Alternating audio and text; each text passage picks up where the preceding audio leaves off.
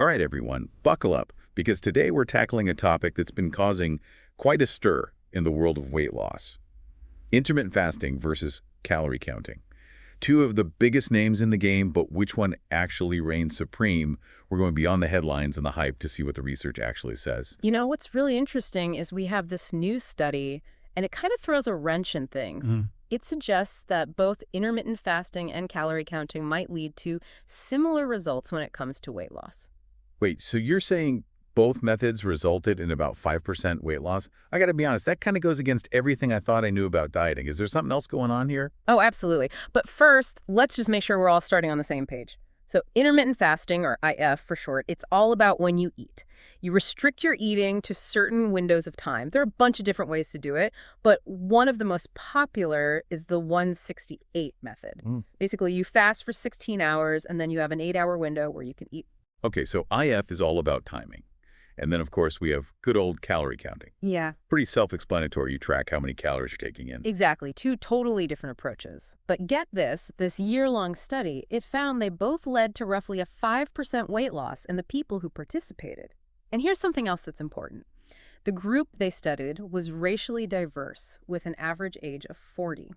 So that means these findings could be relevant for a much wider range of people. That is pretty surprising. But how do these two very different methods end up with basically the same outcome? Well, at the end of the day, it all boils down to that fundamental principle of weight loss. Yeah. You got to burn more calories than you consume. And it seems like both IF and calorie counting, they kind of get you there just in their own ways. With IF, it looks like it works by naturally shifting your hormone balance. Some studies show that it can actually suppress ghrelin, which is that hormone that makes you feel hungry. And at the same time, it might increase leptin, which is the hormone that tells your body, hey, I'm full. So it's like IF is tricking your body into feeling less hungry? Exactly. And when you curb those late night cravings and your appetite is naturally lower, well, you just end up eating less overall. Okay, I'm starting to see how this all works. But it can't be just about the number on the scale, can it? I mean, we all know that when it comes to food, quality definitely matters more than quantity. Oh, you are 100% right. And that's where both intermittent fasting and calorie counting can really shine. When you focus on those nutritious whole foods, like complex carbs and fiber, they keep you feeling full and satisfied, so you're less likely to overeat. A calorie from a bag of chips and a calorie from a bowl of veggies, they might be the same on paper, but they definitely don't act the same way in your body. Right, makes total sense. Uh-huh. But this deep dive wouldn't be complete without looking at some potential health benefits beyond just weight loss. This study also found that intermittent fasting actually improved insulin sensitivity in the participants. And just in case our listeners aren't familiar with that term. Yeah, good point. So basically, improved insulin sensitivity means that your body is using insulin more effectively to control your blood sugar levels. And that can be a really good thing for people who are at risk for developing type 2 diabetes. Oh, I see. So does this mean that intermittent fasting is like the miracle cure for diabetes? Well, not quite. It's important to note that the people in the IF group, they actually started out with poorer insulin sensitivity than the other group, so they had more room for improvement, if you will. This finding is definitely promising, but we still need more research to fully understand how intermittent fasting impacts diabetes. So IF has this potential benefit for blood sugar control. That's great. But wait a minute. Didn't I read somewhere that there was another study that showed that in the long run, calorie counters actually lost more weight? You bring up a really important point. You see, this new study we've been talking about, it only looked at results over a year, but there was another study that followed people for 6 years. And in that study, yeah, the calorie counters did end up losing more weight overall. Oh, wow. This is getting really interesting. But why would calorie counters have more success long term? I mean, I would have thought that intermittent fasting, with its whole focus on hormones and stuff, would have a longer lasting effect. Well, the researchers in that longer-term study, they found something pretty interesting. Some of the people in the IF group, the ones who tended to eat larger meals during their eating windows, they were more likely to gain weight back over time. And it could be that calorie counting, because you're tracking everything so closely, it might just naturally lead to more consistent portion control and just a greater awareness of how much you're eating overall. So it sounds like IF can be just as good for weight loss as calorie counting, at least in the short term. And it might even have some added perks when it comes to blood sugar. But calorie counting could lead to better results in the long run for some people. Wow, this is a lot to take in. So For our listeners who are trying to decide between these two methods, what are some practical tips on how to choose the right approach? Absolutely. If the thought of having to keep track of every single calorie you eat makes you want to run for the hills, then IF might be a better fit for you. It can be a lot simpler. But if you have a really hectic schedule and trying to stick to strict eating windows just wouldn't work, well, then maybe calorie counting is the way to go. Right, so it all comes down to finding what fits best into your life. And in the end, weight loss isn't the only thing that matters, right?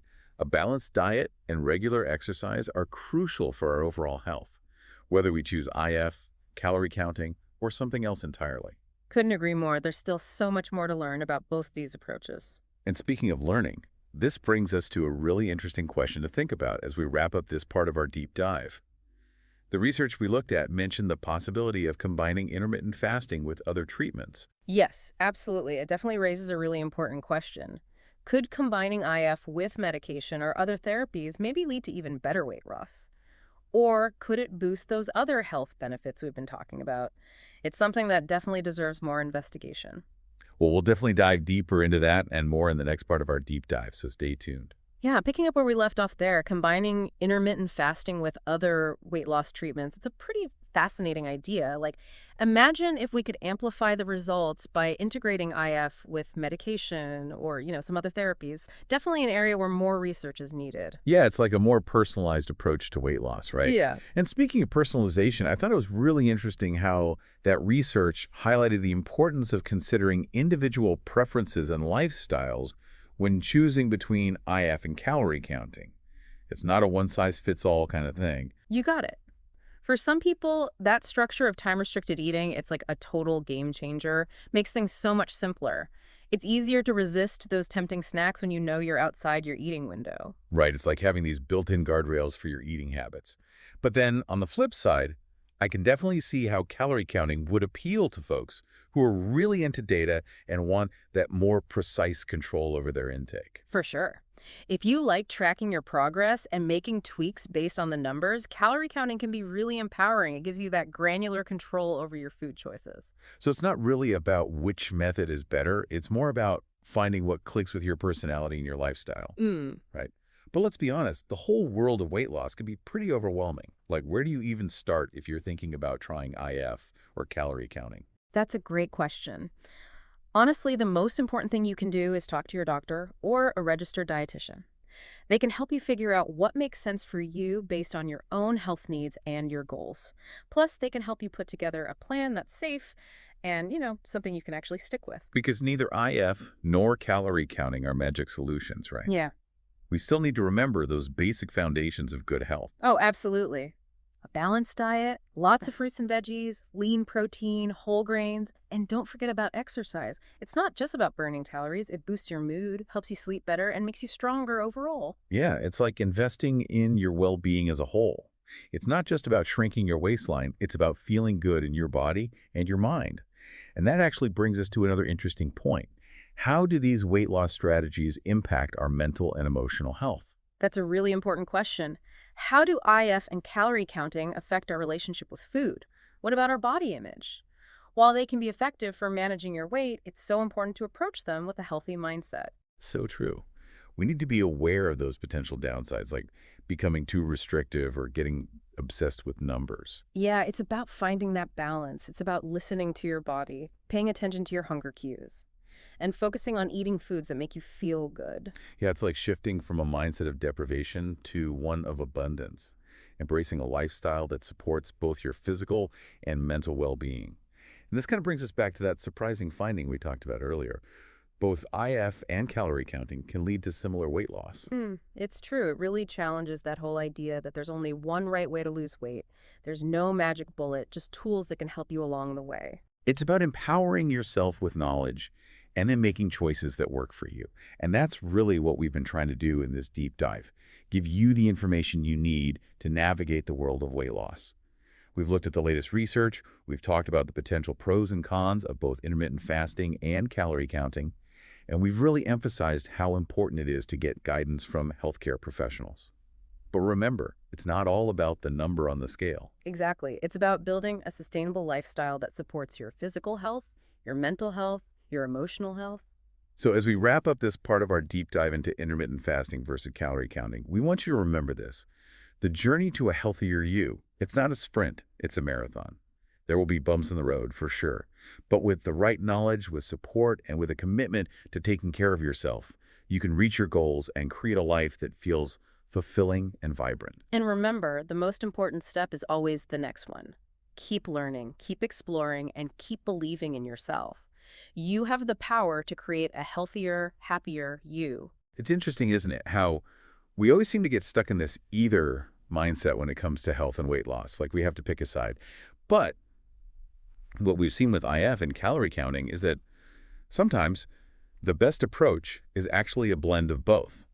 Yeah, you're right. And some experts are actually starting to suggest that maybe combining elements of IF and calorie counting could be the most effective and sustainable way to manage your weight in the long run.